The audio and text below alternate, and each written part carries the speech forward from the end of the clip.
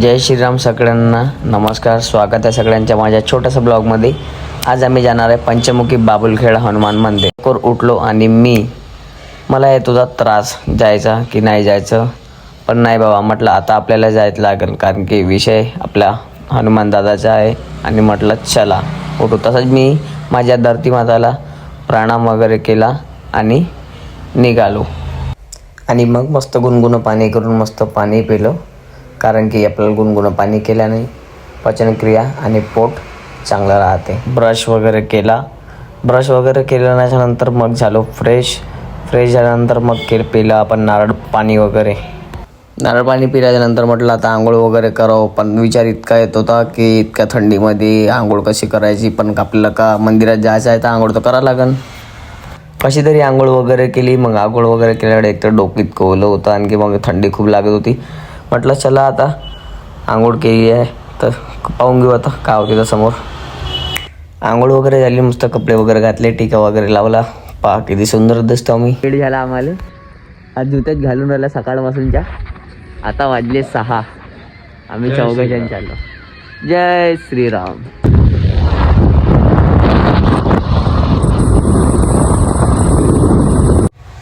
मंदिरात जाताना इथं आम्हाला लॉकडाऊन लावून दिला होता ट्रेनवाल्यांना, कारण की मालगाडी यायची होती म्हणून आम्ही इथं अटकलो होतो. बसलो त्यांची 10 मिनटं वाट पाहत. मग 10 मिनटानंतर ट्रेन आली. ट्रेनची वाट पाहू आम्ही थकून गेलो होतो.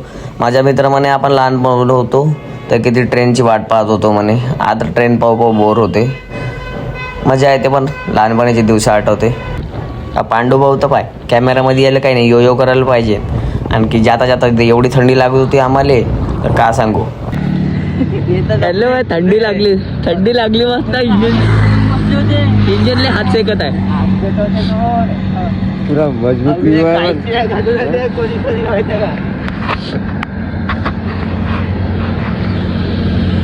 बस आता इथून 2 ते 3 किलोमीटर मंदिर आहे. मग तिथं काय आम्ही गेल्यावर आम्ही मंदिर दाखवतो, ठीक आहे.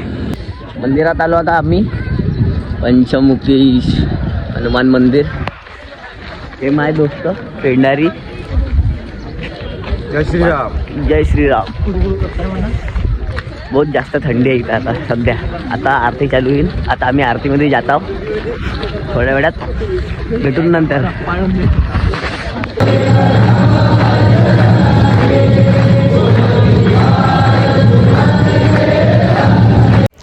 आता आरती वगैरे झाली आहे, मस्त छान दर्शन वगैरे खूप छान झालं आहे.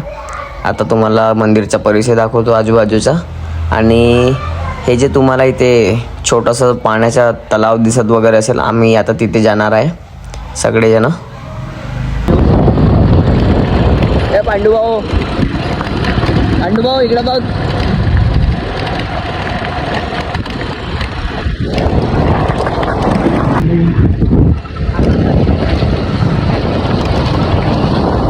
बघा, जर तुम्हाला पण हे हनुमान मंदिर कुठे आहे माहीत करायचं असेल तर गुगल मॅपवर बाबुलखेडा हनुमान मंदिर पंचमुखी सर्च करा, भेटून जाईल. मॅपवर त्याच्या लोकेशन भेटेल.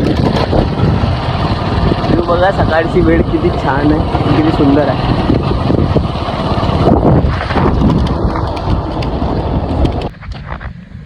हे बघा आमच्या मागे जे तलाव आणि हे मंदिर आहे जिथं मगाशी आपण होतो. आता तुम्हाला जर आमचा छोटासा ब्लॉग आवडला असेल तर लाईक करा, कमेंट करा, शेअर करा आणि सबस्क्राईब करा. Bye bye. जय श्रीराम.